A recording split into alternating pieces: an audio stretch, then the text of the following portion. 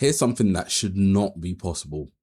One island, smaller than most American states, invented not one, not two, but five genres of music that went on to shape the entire planet. Five.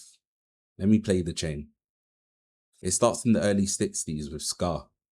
Fast, bouncy, horns everywhere. The sound of a country that had just become independent and wanted to dance about it. Slow that down in the heat of the summer, and you get Rocksteady.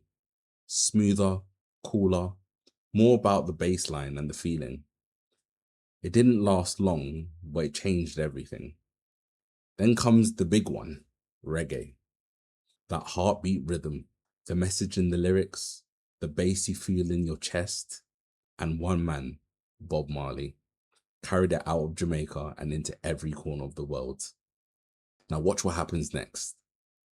Engineers start stripping reggae songs down, drenching them into echo and reverb, treating the mixing desk like an instrument. That is dub. And dub quietly invented the idea of the remix, decades before anyone used the word. Finally, dancehall.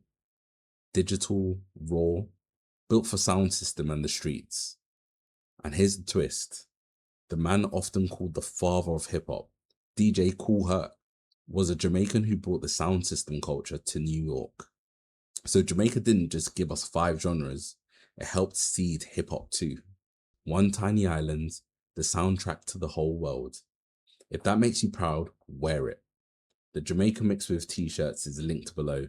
And tell me in the comments which Jamaican genre is on your playlist right now.